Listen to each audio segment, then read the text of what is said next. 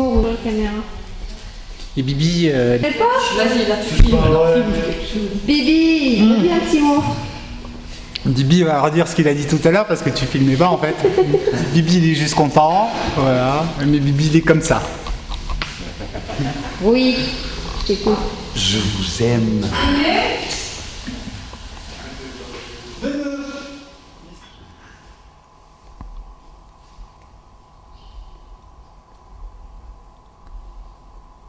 Ok. Mon papa, il est super fort parce que tous les dimanches, il picole.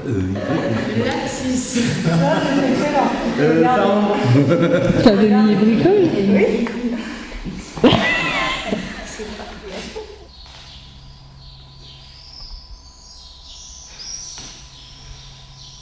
Je m'appelle Benjamin.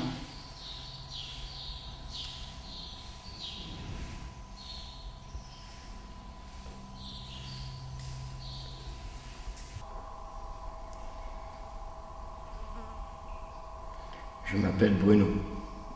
Je m'appelle Letty. Le plaisir d'attendre vaut mieux que le plaisir lui-même.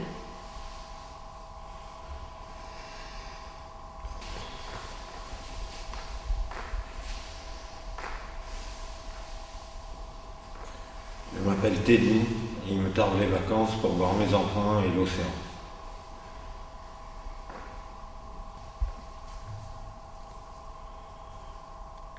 Je m'appelle Vincent.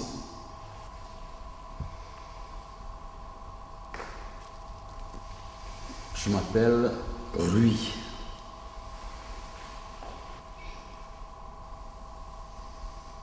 Je m'appelle Willy et espère m'en sortir.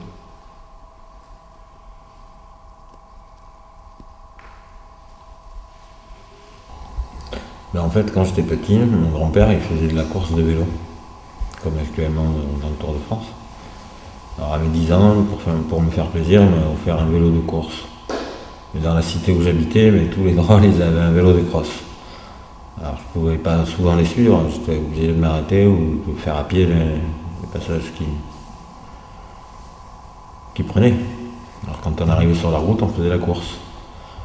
Et à chaque fois, j'arrivais premier. Une de ces fois où je suis arrivé premier, j'ai voulu faire comme les champions, lever les bras, j'ai lâché le guidon, sauf que je ne savais pas lâcher le guidon, quoi. Donc je me suis pris une gamelle mais mémorable sur du goudron, à me brûler les avant-bras, ouais. Les jambes, tout. Ils se sont bien foutus de ma gueule. Voilà. C'est la chute de cette histoire. Ça se passait en Côte d'Ivoire en fait. J'avais 16 ans. Et tous les week-ends là-bas, durant les vacances scolaires, en fait, on partait à la plage. La plage, c'était simple, c'était à 80 km d'Abidjan, la capitale, loin des voitures. Et on avait l'habitude donc en fait de passer une soirée à côté d'un petit village de pêcheurs. J'étais fou amoureux à l'époque, ma petite amie aussi. Et lors d'une de ces soirées-là, elle m'a fait la surprise un soir en fait de m'inviter et en fait de faire le tour du village. Et là je me suis retrouvé en face du chef du village avec ses sous-chefs. J'étais un petit peu surpris en fait sur le coup. Et elle m'annonce qu'en fait on allait se marier traditionnellement. Donc en fait, j'étais franchement sur le cul, mais j'en croyais pas mes yeux. Donc l'écolier à Chantilly, à savoir l'écolier de Cory, je sais pas si tu connais, en fait c'est des petits coquillages africains, porte-bonheur. Et on s'est mariés en fait au son du balafon et de quelques djembés en fait en petit comité.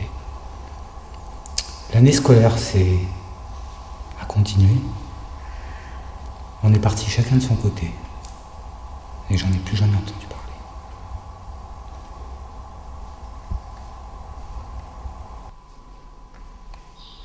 Ça fait 20 ans, au mois de juillet,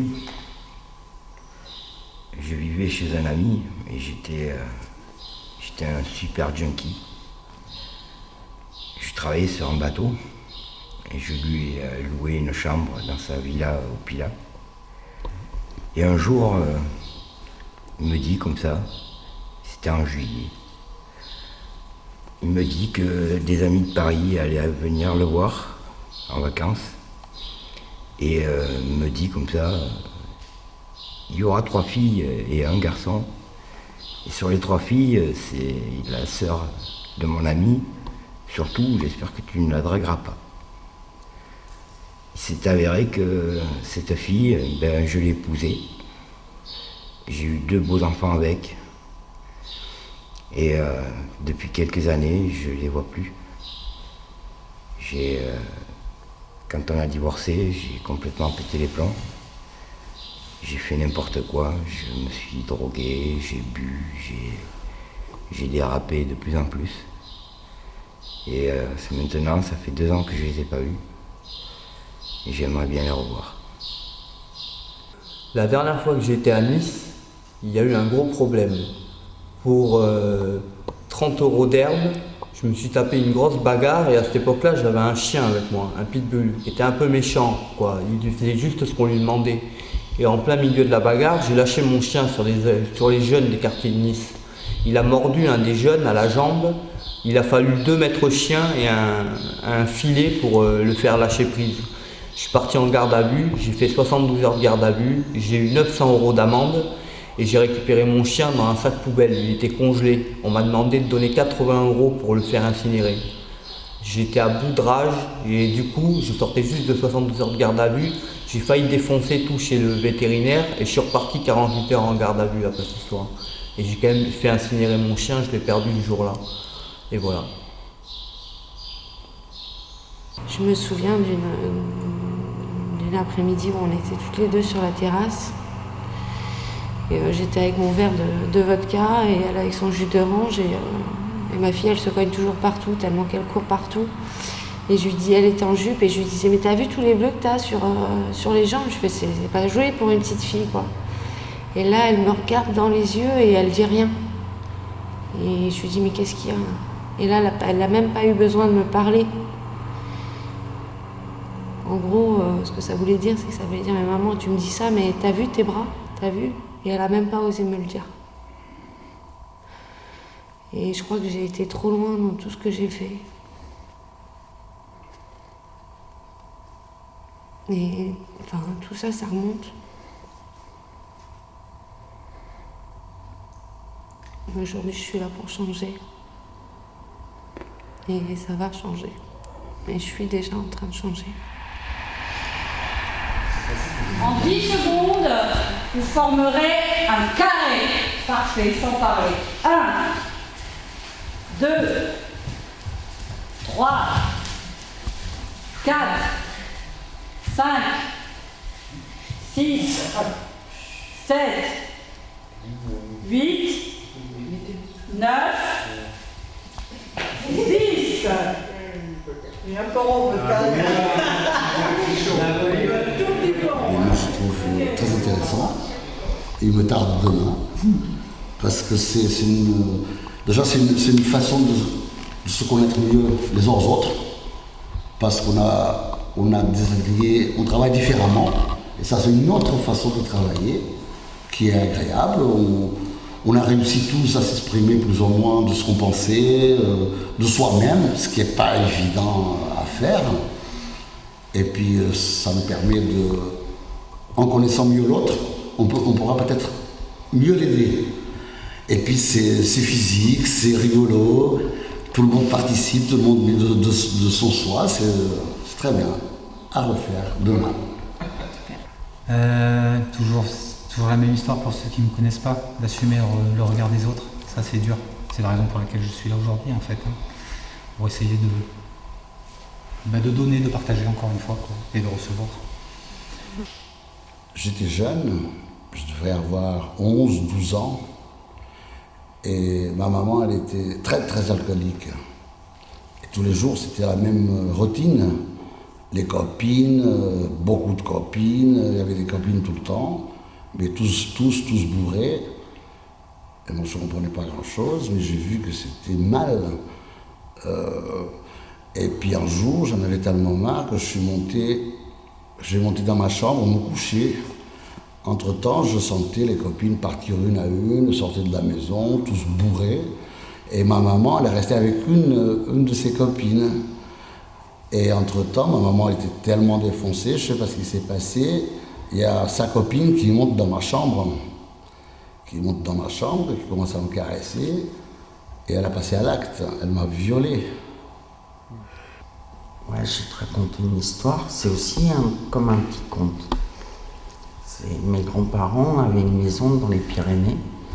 Et le paysage est super joli. Il y a plein de montagnes. Souvent dans les nuages, il y a une rivière qui est souvent sous le brouillard. Tu vois, c'est assez mystérieux. Il y a des forêts partout. Et j'aimais bien aller là-bas. Je dessinais beaucoup à cette époque-là.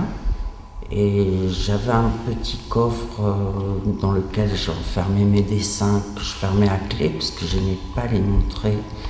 Et une fois, j'ai perdu la clé, tu vois.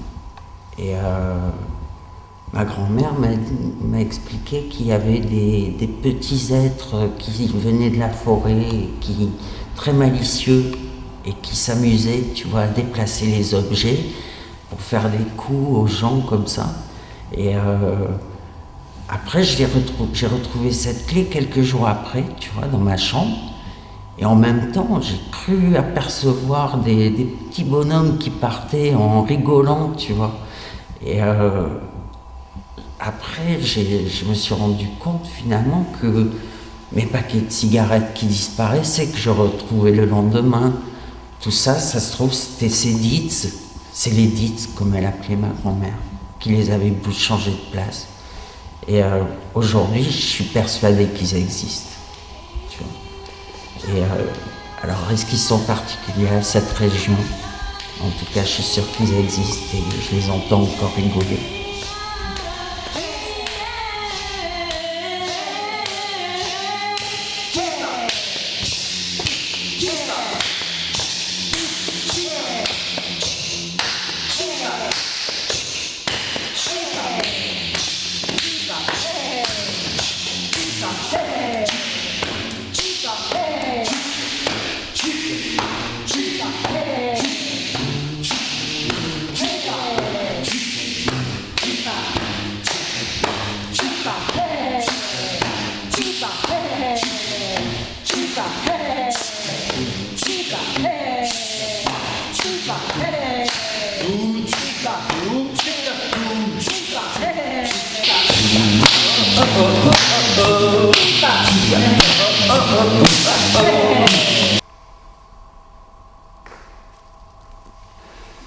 Ah, tu bosses pas aujourd'hui?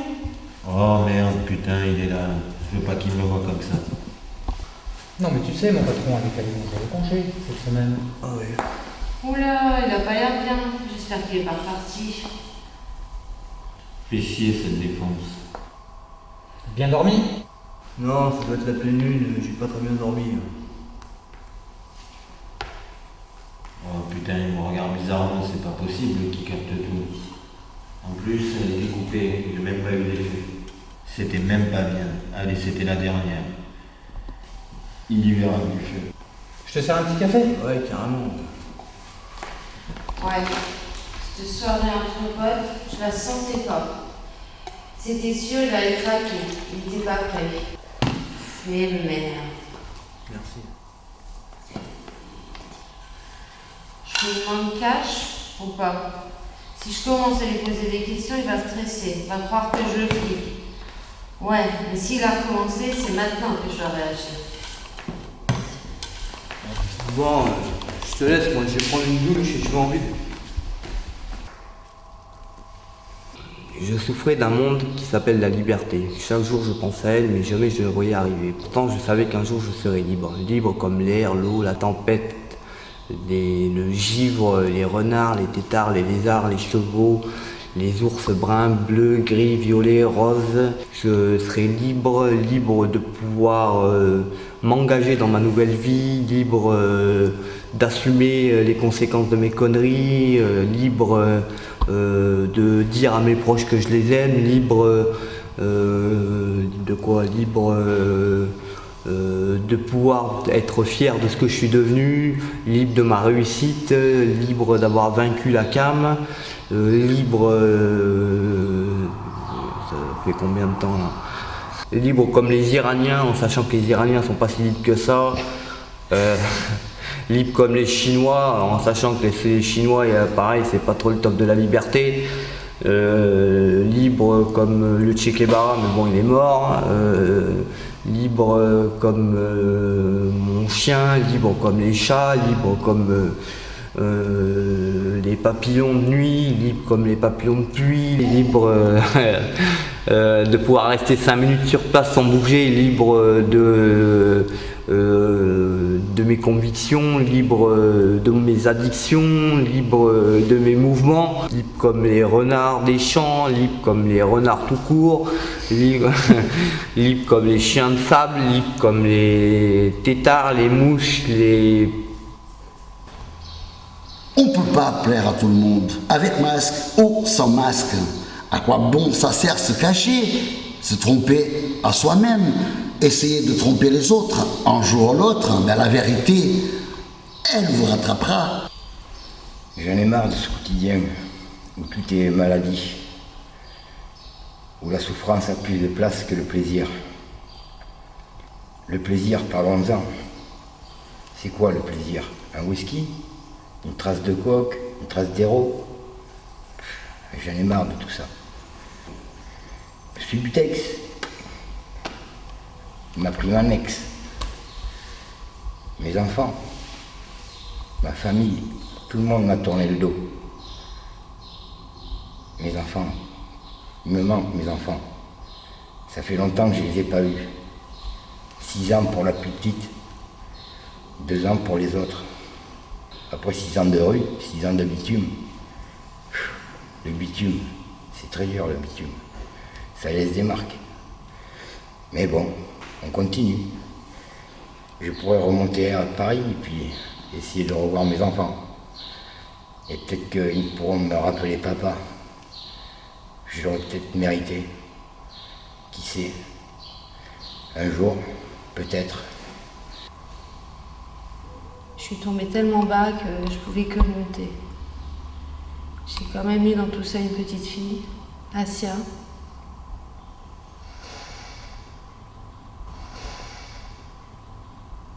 C'est ce qui fait que je suis encore là aujourd'hui. Je pense sincèrement que c'est ce que j'ai encore les pieds sur terre. Toutes les amitiés que j'ai pu créer, parce que ça c'est vraiment super important à mes yeux.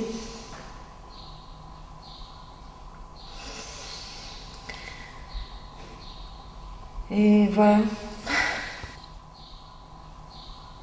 Évidemment, reconstruire une vie un petit peu plus normale, je sais pas ce que c'est là, vraiment la normalité, mais retrouver quelque chose de plus stable en tout cas.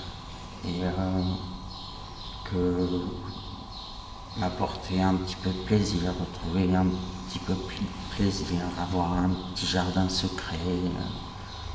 Des copains, une copine, bon, tout ça, tout ce que, je sais pas, tout ce qu'on peut désirer normalement dans une vie plus classique après. Bizarre. Nous avons beaucoup de choses en commun. Le speed et nos vies qui partent en couille.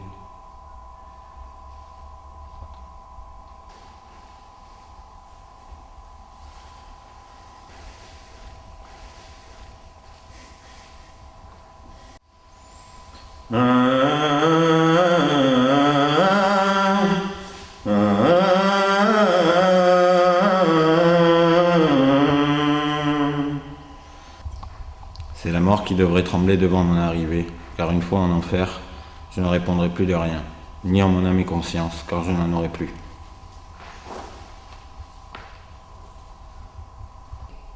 Une fleur d'orchidée dans ma pompe, Et le plaisir instantané, de plus en plus fort, de plus en plus haut. Puis la chute. J'ai tout perdu, j'ai tout cramé, j'ai tout vendu. Aujourd'hui, j'essaye de changer pour un petit moment de plaisir, un moment de bonheur, un peu de plénitude. Un doute énorme, une grosse appréhension, puis l'envie. L'envie de partager mon histoire et d'écouter celle des autres. L'envie de faire naître des émotions et le besoin certain d'en recevoir. Pleurer, rire, frissonner, partager cela tous ensemble.